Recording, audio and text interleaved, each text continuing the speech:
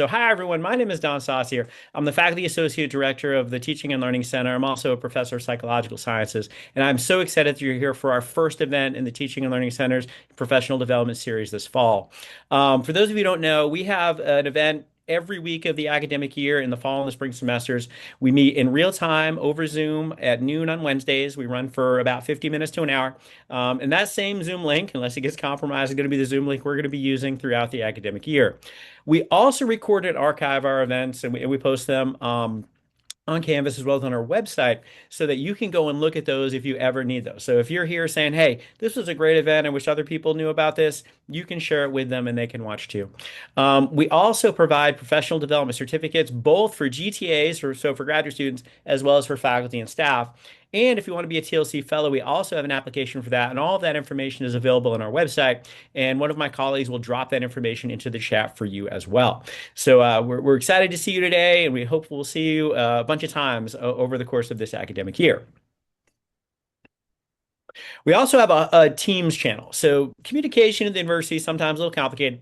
So what we try to do is we try to get the information out in a bunch of different ways. So we have what we're calling the TLC Hub, which is our Teams channel. And if you want to get on that Teams channel and get announcements about our events and links to resources and have the opportunity to talk with colleagues and things about teaching, you can hit that QR code and we will add you to that Teams channel. So we'd love to be able to get information out through that. Now, what you've come for today is I'm going to be talking about sustainable excellence, teaching smarter, not harder. Because I'm willing to bet that many of you all are very busy people. I'm willing to bet that you have lots and lots of responsibilities, and I can completely empathize with that situation. So, one of the things I want to do is I want to talk about how we can teach well all the time. So, my objectives today are I want to discuss obstacles to sustainable excellence in teaching. So I want to talk about the things that get in the way, the barriers that get in the way of our ability to do that. I also want to talk about how to achieve excellence in teaching, so how we can become excellent as teachers, but then how we can stay excellent. Because excellence in teaching is not something that you achieve and then you're always there. It's something that is a horizontal and constant goal that we always want to be working to achieve. So we're going to talk about that.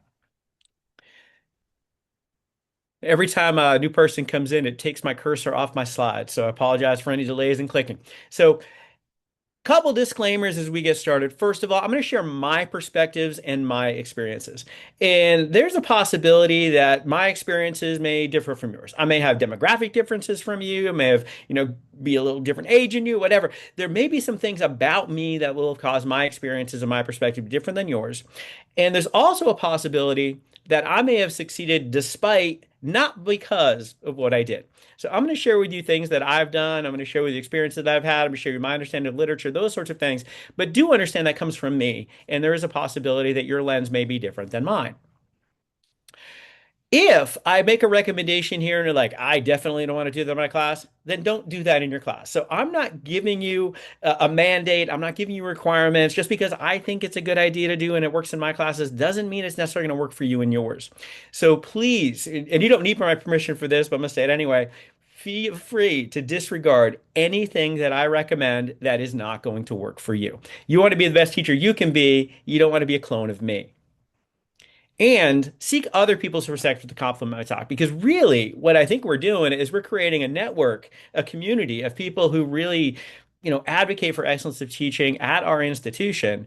And I would like to have these conversations more and more and more and more. So think about this as a starting point to become and to continue to be excellent in teaching. So I'm going to ask now, what are some obstacles to achieving excellence in teaching as well as to sustaining excellence in teaching? And anyone who's taken a class with me realizes I don't ask rhetorical questions. I ask questions and I hope to get responses. So I'm going to put these out there. What are some of the things that get in the way of us being excellent in our classes as teachers, but also keep us from being excellent all the time as teachers? And I'm going to pause for a second. And you can either unmute and say it out loud, or you can drop answers in the chat. If you drop an answer in the chat, I'll read it out loud for everyone to hear. Someone said grading. And I will be absolutely honest, grading is my least favorite part of teaching. I don't mind assessment, I don't mind providing feedback, but to actually put a number on things, that's my least favorite part. Um, Someone said time, time, and also time. Yes, time is a finite resource, and I bet you're spending it really, really well on the myriad responsibilities that you have facing you. Uh, Other people are talking about being overloaded and quote additional duties as assigned. Right, that last line in all of our contracts, so like when something comes up, we're going to give that to you too. That's going to get in the way. Other people are talking about time. So really, we're seeing a theme coming out. The thing is that we're not necessarily unaware of what it means to be excellent. We're not necessarily unaware of the things we need to do. We often don't have the resources that maybe allow us to invest time the way that we would want to. Someone else said changes in administrative technology. So I hope all of you got your syllabi on course doc, right? That was something we all had to kind of learn and figure out. And that took a minute for me. I went to one of the workshops, workshop ran over, and I had to talk to some colleagues to kind of figure out a couple of things, but I think I did it right now. And as other things come down that technological pike for us, that could be a bit of an issue. And someone else says, trying to adapt classes to student needs and ways of working and studying and thinking. So, what worked for this cohort of students at that time period might not work for another cohort of students a couple of years later. So, this is something we always have to kind of be adaptable in. All right. So, we've identified many of the barriers I thought we might. So, what we're going to talk about now are 10 ways to promote sustainable excellence in your teaching. Again, if you've ever taken a class with me, you know I love lists. I'm going to give you a list of 10 things. And I will, especially for those of you who are watching that clock, the first thing, the first one of these 10 things is going to be the longest. This is one I'm going to spend the most time talking about because I think it's really foundational for getting us to excellence in teaching. So not all of them are going to take the same amount of time. So when we're down that first one, I say, oh my goodness, we've got 9 more. Don't worry, we're going to be fine. Someone else put in mixed messages from administrators. Those are doing science as well as teaching. There's time and a burden conflict. Yeah, so we got lots of things going on. So what I want to do is I want to streamline this process for us. So knowing those responsibilities, knowing that teaching is one of the many things that we have to do and have to be good at in order to be successful in our jobs, I'm going to try to give you some ways to make this just a little bit easier. So first, I'm going to invite you to develop and refine an excellent teaching philosophy.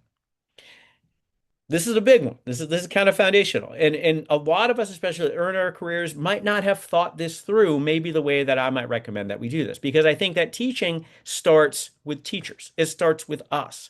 It starts with the person in front of the class, starts with the person administrating that class online. That is going to be super important. So when we're talking about our teaching personas, which is who our students see in class, and our teaching philosophy, which is how we manage that teaching and learning process, these are going to provide the foundation for teaching and learning. So this is going to be the foundation for all that we do. These personas and these philosophies are going to dictate our teaching practices. So if we say something like relationship building is really important for our philosophy, then we have to do things that relate to relationship building actually in our classes.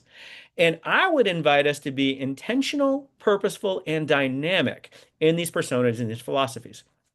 So rather than happening into one, I want us to choose one. I want us to think about who we actually are as teachers and how we're going to achieve that persona and that philosophy in each of our classes. I want us to be purposeful in having a reason for why we've made those choices, and I do want it to be dynamic. So who we are in an undergraduate class of first year, first generation students might be different than who we are in an advanced seminar for our graduate students. So kind of thinking about how that philosophy and how that persona will be slightly adjusted or adapted for different cohorts of students, I think is going to be something that's going to be important too. So what I'm asking now is what single word? So you only get one. You want to get creative with hyphens, that's fine too. And I'm going to ask for this in the chat in a second, but we're going to waterfall this thing in. So I'm going to ask, what is the single word that is the key to creating teaching and learning in your classes? Not all classes, your classes. And I'm going to ask you to type that word in the chat, but wait for the waterfall. That means wait till I say go before you hit enter. And this is a technique I picked up during COVID when I first kind of became, a little bit more fluent in online teaching than I was before. I picked this up from Tracy Brimhall, and this was something that she had taught to me. So what you do is you give a prompt, you let your students answer in the chat. They all hit enter at the same time, and then it waterfalls in. And then what happens is you get to kind of do a nice content analysis of all the responses at once. So I'm going to give you about 5 more seconds to come up with the one word for you that is most instrumental and foundational for creating teaching and learning in your classes. And let's go. Let's hit go. All right, excellent. Look at all those words coming in. This is beautiful. So we've got engaged, we've got relatable, we've got interactive, we've got passion, we've got creative, we've got engagement again, we've got rapport, we've got accessibility, we've got fun, we've got relationships, entertaining, open, joy, questions, connection, approachable, excitement, openness, passion, experimenting, responsive, and empowerment. And then we got curiosity popping in there too. We have amazing words. These are the starting points for who you are as a teacher. So this is the starting point. Now, if you need a little help, maybe some of you didn't put a word in, maybe some of you aren't sure what your word is, I'm going to give you some starting points even from there too. So for those of you who have a word, that's going to be like your cardinal trait as a teacher, that one thing that is kind of overarching about you as a teacher. But if you're kind of a little bit earlier and you're not really sure what goes into this, I'm going to start you out by saying, be the teacher you want to learn with. If you ever kind of come out of class and say, wow, I wouldn't have wanted to be my student today, maybe that would cause some adjustment. So intentionally thinking about how are you going to craft yourself and your courses to be the person you want to learn with and the stuff you want to learn. So be the teacher you want to learn with, and then promote student learning and success. I honestly believe that if your teaching philosophy is not grounded in the support of student learning and success, then maybe teaching isn't your thing, because that really is what the job is in contemporary teaching. We're supporting our students' learning and success. Now, we're not doing it for them, right? We're not just giving them grades they haven't earned, but we're putting our students in a position to succeed. And we're going to understand that the job is to teach people, not just content. And if you've ever seen me present before, another thing that I often do is I quote Greg Eislein. Greg Eislein is a University Distinguished Teaching Scholar in the Department of English. He's one of my teaching heroes. And one of the things that he often says is good teachers teach content, great teachers teach people. I want us to understand that when we're teaching, we're actually teaching actual human beings who are going to do something with this information. I think it's really important that we remember that. So we're going to teach whole people. We're going to understand that our students, and I talked to my students yesterday in class, and they confirmed that my class is not the only thing in their life. They have confirmed they have other personal and professional responsibilities and challenges outside of my class. And you know what? That's true of me too. My class is not the only important thing in my life. So understanding that our students are fitting our classes in as a priority, it should be a priority, but a priority among many other priorities, I think is something important. They have personal and professional lives outside of our class, and I think we need to understand that when we're setting up our classes and our teaching philosophies. We're also going to teach every student. And what I mean by that is that every student in my class has a reasonable chance to succeed.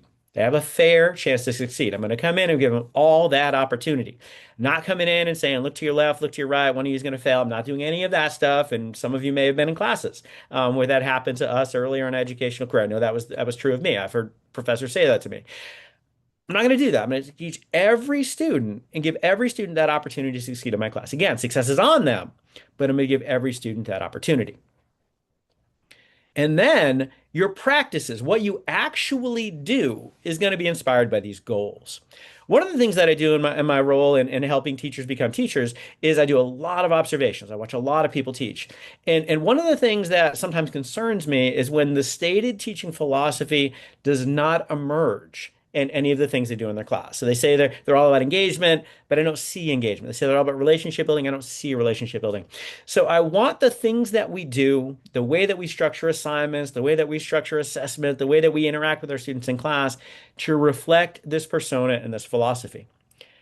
When we do that, it's a lot easier to decide what it is we're going to do. So the philosophy streamlines the rest of the process once we've decided what that philosophy is going to be. Now, perhaps like many of you, especially my faculty colleagues, you might not have been trained to teach. I myself was not trained to teach as a graduate student. So when I was started to teach for the first time and I had to think about what this philosophy was, I thought about when I engaged and learned best as a student.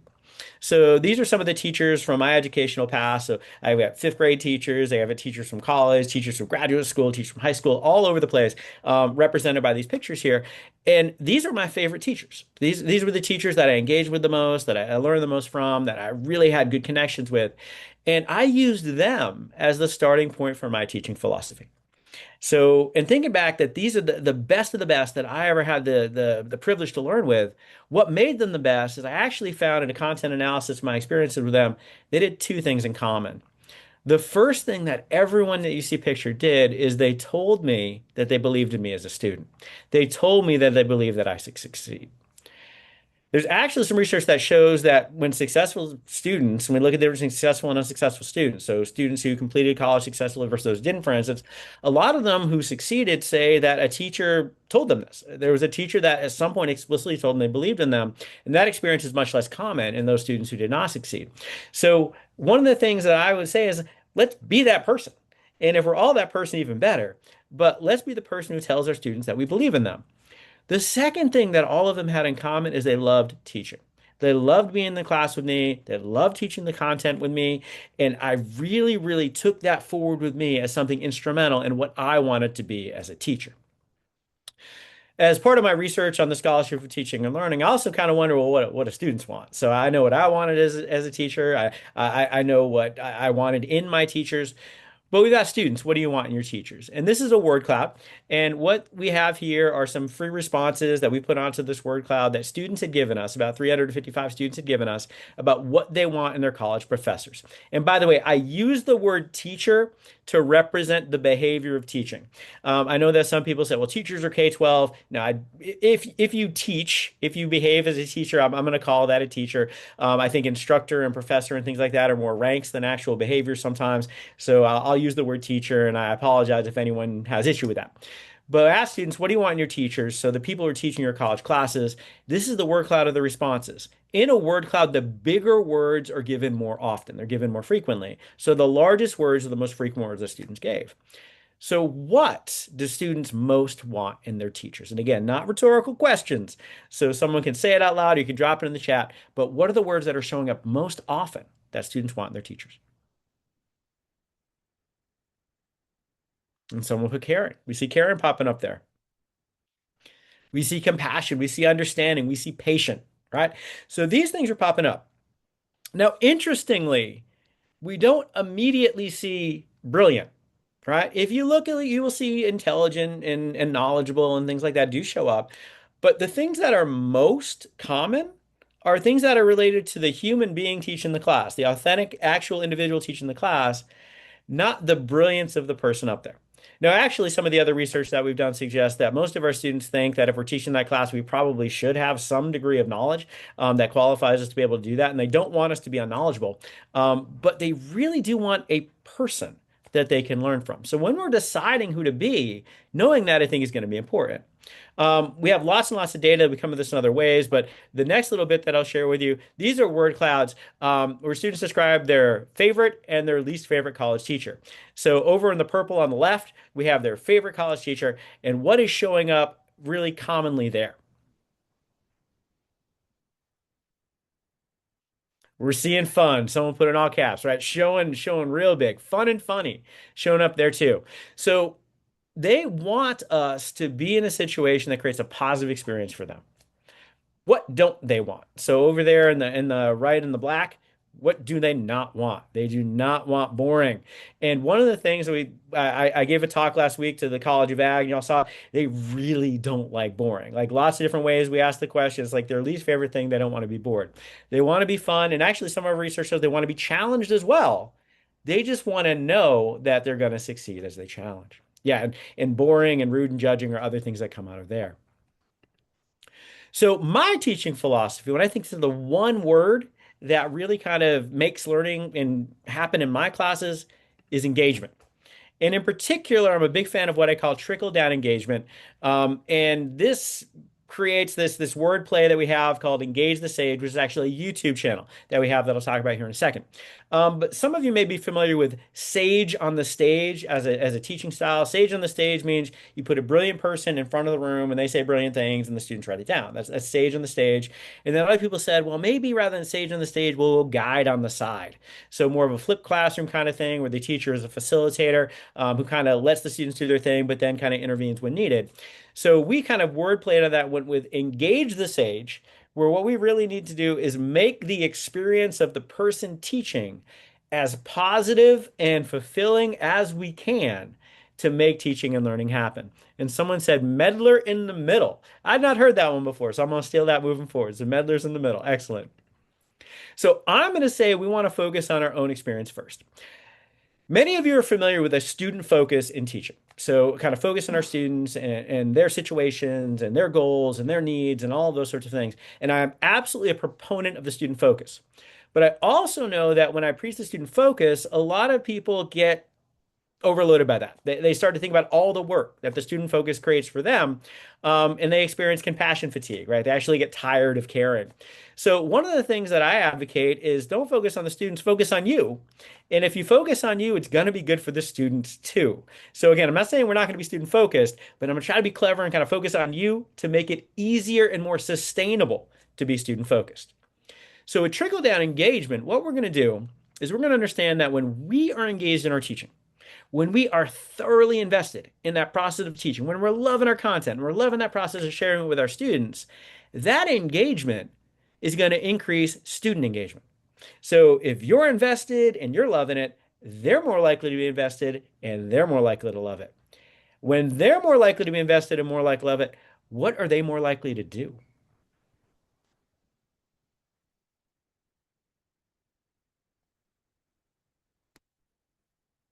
And again, no rhetorical questions. It's not a hard question, but if you're engaged, they're engaged, people are dropping it in there and excellent, they are more likely to learn. They're more likely to succeed in your classes. And we have with some wonderful published data on this if you want to check out some of our articles.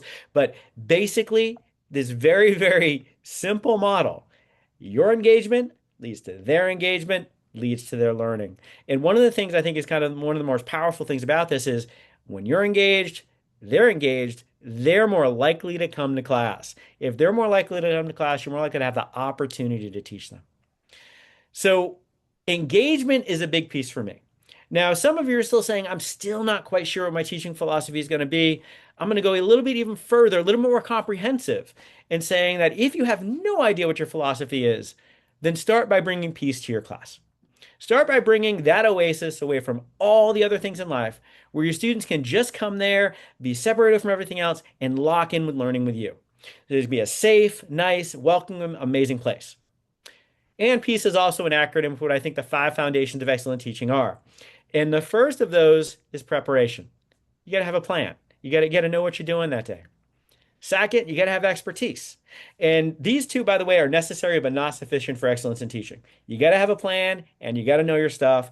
And there's really not a shortcut to knowing your stuff. You got to put in the work to know your stuff. Our research shows that college students tend to think we do a good job with these. So some like more than 80% of their college professors in their perception do well in preparation and expertise.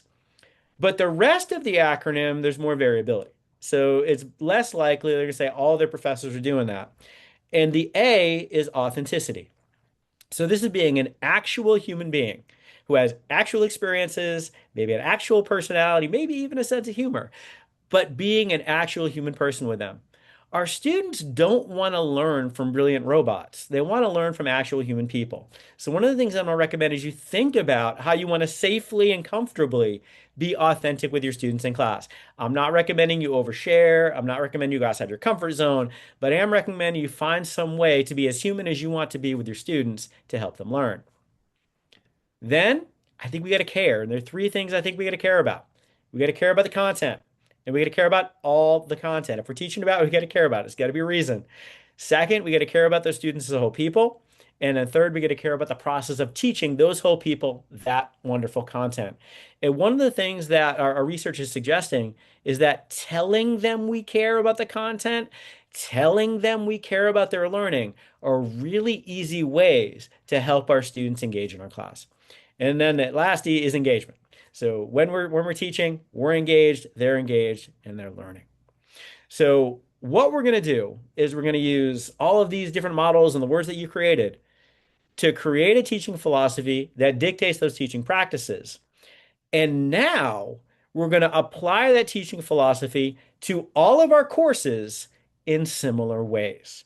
So if relationship building is really important for you, you can build relationships in all of your classes in similar ways. If having your students give reflections is important for you, or application is important to you, then finding ways to have similar structures, similar policies and similar assessments is going to streamline and make more sustainable your teaching excellence.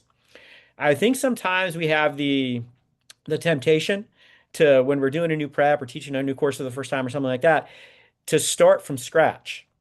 I'm going to recommend we don't do that. I'm going to recommend we use the things that we really find important for teaching to be the foundation for all of our classes. Now, you may find you have to adjust as necessary. So maybe the manifestation in a class of 200 first-year students is going to be different than a graduate seminar with 8 graduate students. That's okay. But if engagement is really important for you, it should be important in each of your classes in somewhat similar ways. So this is going to be a time saver once you've identified what that teaching philosophy is and how it works for you. Now, if you remember way back when on that slide, I said that these are intentional, purposeful, and dynamic. As you gain more experiences, that teaching philosophy can shift. You say, oh, I actually am really all about this. That's completely, totally fine. Just do those adaptations as needed. All right. So I'm gonna pause to see if there are any questions in the chat. I'm not seeing any questions in the chat. By the way, I can see the chat. So if anyone has a comment or a question as we go through, please feel free to drop that in. I also am not offended if you like unmute and ask a question or something like that. So I'm giving you 10 ways towards sustainable excellence. We're at about 12:27 and we've done the first one. 2 through 10 are much quicker, so don't be nervous. Number 2 is use your resources. For all of you teaching, you're not doing something that other people have not done in human history, right? You're doing something that many of us at this university and in our professional atmospheres, we do this. So there are lots of resources that can help us. So you can use your mentors and colleagues. One of the things, for instance, is when I'm teaching general psychology, which is a survey of the entire field, I might be teaching sensation perception, which is pretty far outside my area of actual expertise. So if I'm like, why is the eye important? I can go down a couple doors and ask Les Loschke in my department, why is the eye important? And then 2 hours later, I'll be like, Les, I need to leave. Thank you so much. Right. So have your colleagues, have your mentors give you feedback if you need it. And part of your professional network is the TLC staff. If you ever want to sit down with me and talk about teaching, brainstorm some things, I would love to do that. We have lots of people here at K-State beyond me who are willing to have those conversations with you. And teaching, talking about teaching is one of the coolest things that I think I get to do as a professional. There's also workshops and professional development events, and there's also video resources. And for instance, you found some of those, right? So right now you're at the TLC's Professional Development Series. This is the first one, and this is our lineup for the fall semester. We've got some awesome stuff on here. Next week, Guy Hawk is going to be talking about the first 2 weeks building belonging, clarity, and momentum. We've got things on creativity and supporting student success and humor and T-vals and rocking your last class and AI and all these wonderful things. And we archive all of these events on Canvas. We record those. You can watch them later. You can share. It's going to be awesome. And as Guy just said, Guy just doubled down and said, next week's going to be great. You should be here to be here for her presentation.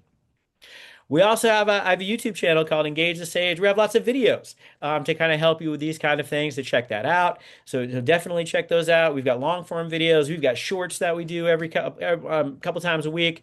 These are some of the topics that we do, demonstrating your teaching excellence, presentation tips, assignment ideas, pep talks if you really need one, all of those kind of things. So you're not coming from a position where nobody's ever done this before. There's actually a lot of people who can help, and the TLC are some of those people. Number 3, you're going to streamline your structure and your content.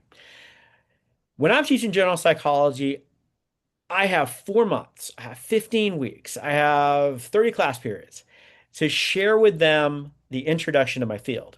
Knowing what that introduction is and when I'm getting too broad and trying to put too much is sometimes hard to do. So I'm going to recommend we streamline the structure first so that we have recurring assignments on a regular schedule.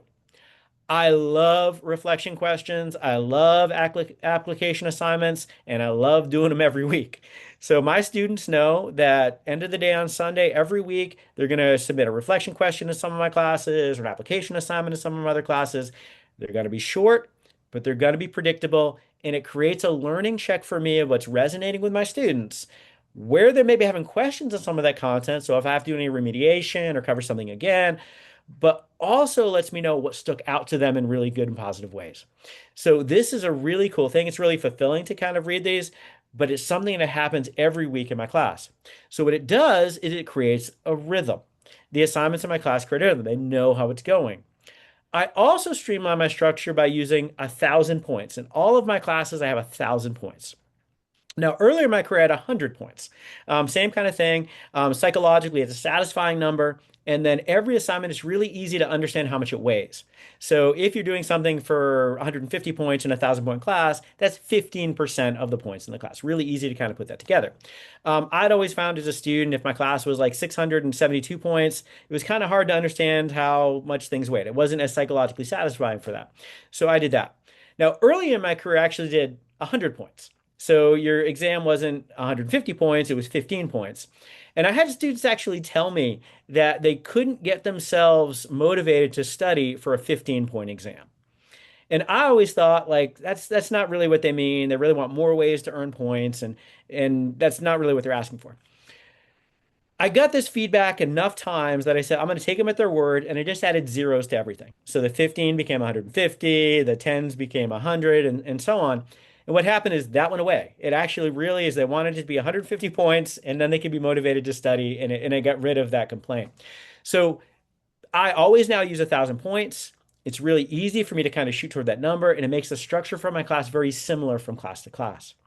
So streamlining structure saves me time and makes my teaching more sustainable. I also streamline my content. So when I'm thinking about what to teach, I teach what is important and necessary. So when I'm teaching general psychology, you got to go through research methods. We got to talk about how the brain works. We got to talk about social interactions. There's certain things that have to be in that class, and any general psychology class in the world is going to contain that information. But beyond that, I'm going to teach what is personally relevant and interesting. So what is the coolest stuff? Went to my class yesterday and I asked, how many of you are going to be psych majors? Very few hands went up of those 207 students. But all of my students, I want to take away something about my field. So when I'm crafting my class, I'm thinking about what would I want to know as a student? Just live in my daily life, what would I want to know? What current events might be something that my field can talk to? What examples or studies are going to be the coolest things that I can do to inspire my students that this stuff is awesome? So when I'm picking my content, that's what I'm going to try to do. And then I'm going to let my course breathe. One of the coolest things that I'd ever heard about teaching, and I learned this from the Wakunzi Teaching Conference. I know there's a lot of Wakunzi fellows here in this talk. At the Wakunzi Conference is teaching camp. You go there and you learn wonderful things about teaching. One of the things that they said is teach less, better. So less content, but deeper and better. So this is something I've really taken with me. What is the essence of my class? And I'm going to do a really good job with that. I'm going to give time for my students to learn that information rather than fire hosing them with information that they can't stick with. So again, I think this is going to be something that's going to make teaching better for you, better for them, and they're going to learn more successfully. Number 4, focus and spread out your assessments. So assessment is, maybe the less fun part some ways, or at least the grading that goes with those assessments might be the less fun part. What we can do here is assess what we need to assess, and we're going to do that directly, fairly, and succinctly. So rather than testing trivia, test what you actually want your students to learn and make the assessments valuable. Make these something you're going to be excited by. I know I'm doing this right when I'm looking forward to the due date. I know I'm doing this right when I'm peeking at the assignments as they're kind of being submitted because I really want to see what my students did with the really super cool instructions I thought that I gave them. So when we're doing this, think about giving an assessment that you want to process, giving an assessment that you want to read. When you do this, it's going to be better for you, better for them, better for their learning. Next, spread them out. If you have all of them at the end of the semester, that's going to be super hard for them. It's also going to be super hard for you. So I'm going to recommend using more frequent lower stakes assignments. So having scaffolding. If you know they're going to get here with this large demonstration of learning, having pieces along the way. Maybe you have a proposal at this point. Maybe you have a first draft of an intro at this point. Maybe your first draft of hypotheses at this point, or whatever it is toward that research proposal. Breaking that up into those smaller steps makes it more manageable. It also makes it better able for you to evaluate your students' learning and to make sure they're successfully achieving those student learning outcomes in your class. So this is going to be something I highly recommend. To the extent that you can, allow your students to choose what they're going to do for their assignments or maybe even when to do their assignments. Sometimes in my classes, especially if it's a very large class, I'll say, all right, if you have a last name between A and M, you're going to do this one. If you have a last name between N and Z, you're going to do the next one. So what I'm doing is I have my students do these things in batches rather than all at once. Makes it a little bit easier for me and my TAs when we're processing those assignments. Now, understanding that everything you assign will come back, I think is going to be important at this point. Sometimes we forget that, especially the first time we prepped a class, we don't realize what the grading crunch is going to be at the end. Making sure you're spreading them out is going to make it easier for you. And then it's going to make time for those other activities and responsibilities that you have going on. So don't overwhelm that end of the semester. Next, this one is super simple, but this is one of my favorite things to do, and that's to get the maximum from my students. And when I say that, what I mean is I'm shortening my assessments. So if I think students need 3 pages on a paper, I might only give them 1. If I think the oral presentation or the video they've got to submit is going to take 5 minutes, I might only give them 3. Because what I want is the second draft, or maybe even the third and fourth draft, because the first draft is going to be too long. When they go in and they cut that first draft, so they cut that 3 pages down to 1, they're going to cut it down to the essentials. They're going to cut it down to the stuff that really needs to be here, that really supports the purpose of that assignment. And what that means is we've got a win-win situation. They give you better work. They give you shorter work. It takes you less time to process, and it's easier to grade good work than bad work. And they get better grades. So this is a super, super simple thing that I recommend all of you do is shorten your assessments to the absolute essential. This is going to be easier for you to process and grade. It's going to take less time, and your students are going to do better. They're going to be more successful in demonstrating their learning. Number 6, to the extent that you can, use personalized assessments. If you use personalized assessments where your students are getting to choose and they get to maybe apply it to their lives or to their career goals or in a creative way, this is going to be more interesting for you. You're not going to read the same paper 50 times when they're personalized. Now, it's going to be harder for them to cheat. It's not impossible. You can still have ChatGPT respond to that prompt, but it's going to be harder to cheat if they're actually applying it to their life. And ideally, they're going to be less motivated to cheat if they're actually seeing the relevance and the personal interest in what that assignment is. And then you have examples moving forward. So if you ask for examples, for instance, of how cognitive dissonance theory has manifested in their lives, you now have examples that you can adapt for the next semester's class. So this is a really, really good way for them to extend and do some of that homework for you about finding interesting examples to share with your students. So I really, really love this. And this deepens learning for your students by taking them up Bloom's taxonomy to those higher levels of application of their learning. So to the extent that you can, and I realize some of your classes may be too big for this to do that often, but to the extent that you can, personalized assessments is going to be really, really good for you.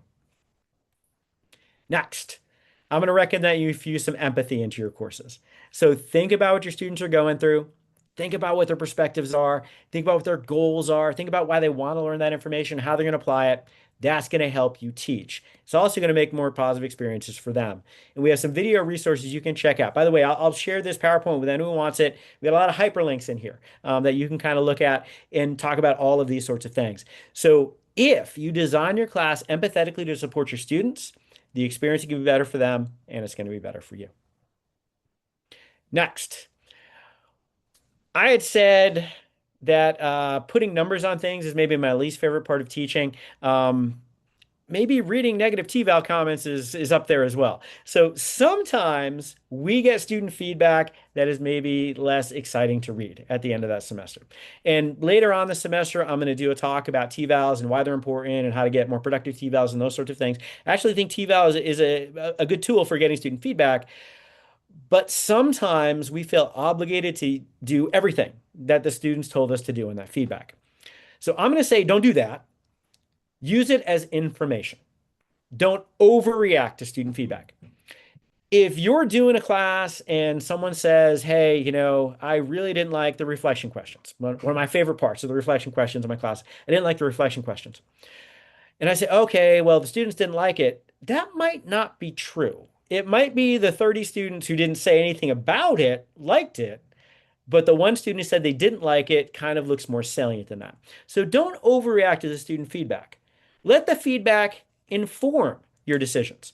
Take it in, think about it, come back to that teaching philosophy and think, why is that thing in my class? Why do I have reflection questions in there? Maybe I need to be more clear about what their purpose is. Maybe if it's just one student among many and the others didn't mention it, maybe I don't have to do anything. But let the feedback inform your course decisions. Don't just do the things the feedback says. You are not obligated to make every suggested change. So when students do that, it's not like reviewer two and you have to satisfy all of those before you resubmit the paper. That's not how this works. Use that as information, but let your teaching philosophy be a bigger guide. And then number nine, when you move from semester to semester, tweak your classes. Don't overhaul them. Do small, subtle adjustments. If you wanted your students to engage a little bit more, do a little bit more in that arena, but don't throw out the entire thing that you've had before. And I've seen people do this. I've seen people really kind of, panic when a class didn't go as well as they thought it would, and they throw out lots of different things and they try a whole bunch of new stuff. And unfortunately, it doesn't go that well either, because that's not how we work as good data scientists. When we do good programmatic research design, which I want us to think about data scientists when we're thinking about class design as well, is if a study didn't work, we wouldn't throw the study away and start with something different. What we'd probably do is tweak an independent variable or add a condition or add a small adjustment to the method or something like that. We wouldn't change all the independent variables and then have any understanding of what was actually happening. So you can't change all the variables and then know what they did and did not work.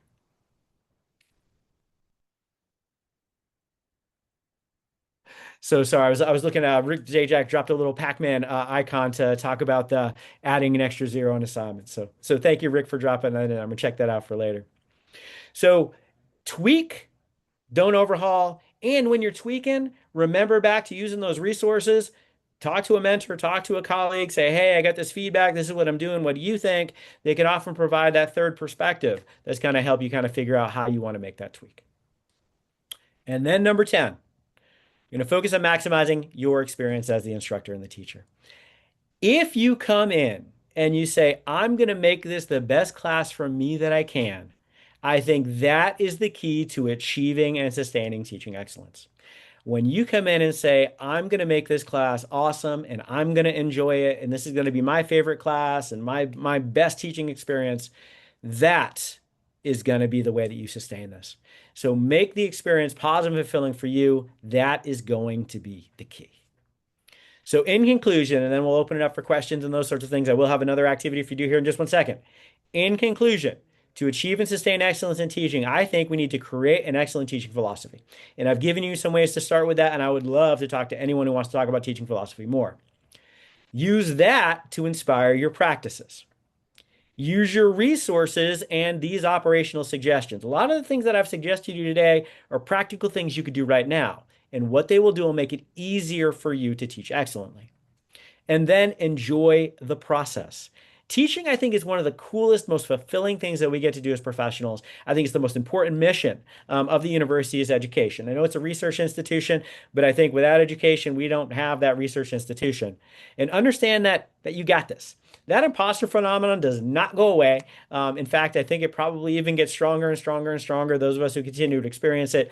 But you got it this semester. And if you don't got it for every reason, reach out to me and we'll talk. So I want to know, and I'm going to ask you to drop this in the chat.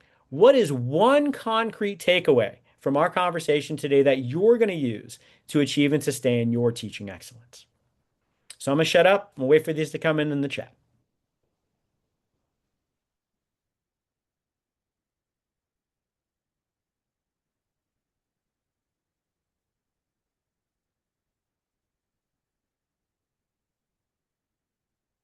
Make assignments smaller, maximum assessment, streamline structure and content, simplify the content and structure, adding a group project and going to use the short assignments. Sorry, it's scrolling too quick. Philosophy for the milestone assignments. Excellent. Enjoy the process, enjoy the experience, teach your passion, etc. Personalized assignments. Don't have to change everything. Amazing. So, what I now want to know is what remaining questions do you have? Because, and I've stopped my share, so we can go back to Brady Bunch view. I think it's a little easier sometimes to do it in this gallery mode. What additional questions do you have? What comments do you have? What do you want to share? And by the way, I'm going to drop my email address in the chat. If anyone wants a copy of this presentation, I'd be happy to share it with you. And if you have questions or want to talk about teaching, you can reach out to me there too. But what questions or comments do we have?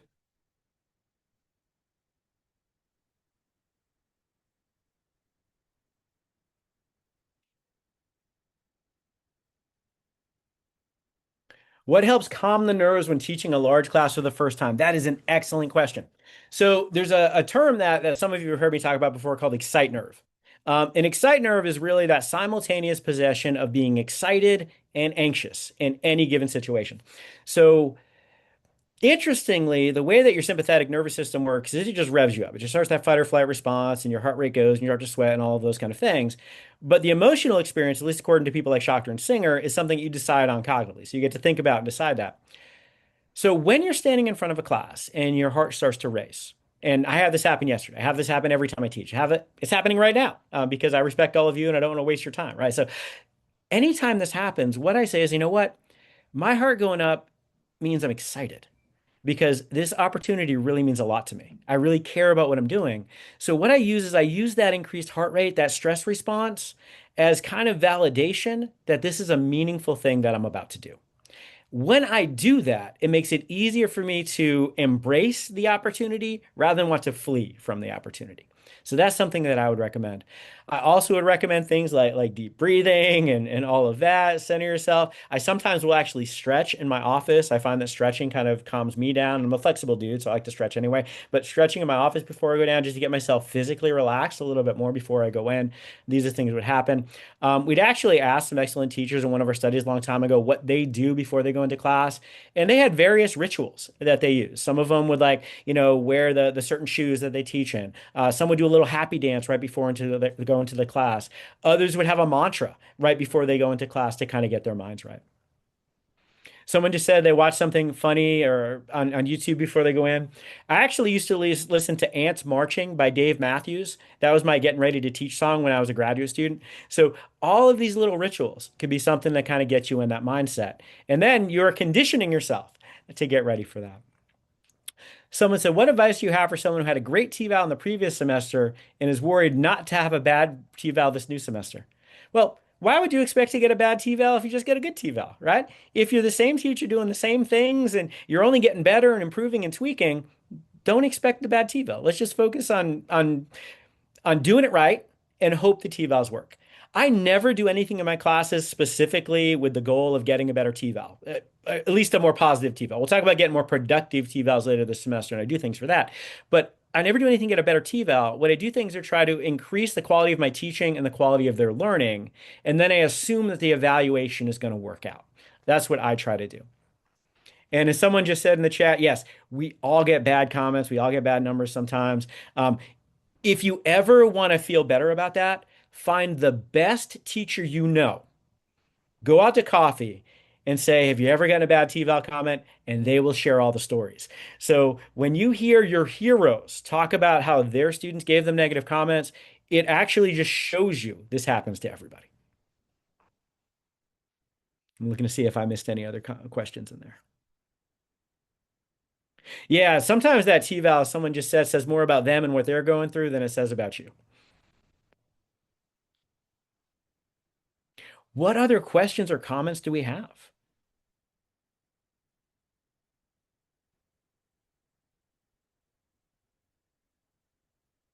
All right, well, I'm going to ask y'all a question here in just one second. But before we do that, there's a post-event survey we'd like you to do for all of our events. We're going to drop that into the chat, so it'd really be helpful for you. This is something we do to kind of see, how our professional development series is serving the goal of increasing teaching and learning here at K-State. Next week, Gaia Hawk is going to be talking about the second week and helping our students through that. And we have professional development certificates and fellow opportunities. It's going to be awesome. I want to thank you for being here today and taking time out of a very busy first week of class to come and have a conversation with me about teaching. I am very happy to also stick around for a second if anyone has any other questions or comments. But thank you again for being here. I really appreciated the honor talking to all of you, and I hope you have a wonderful first week of class.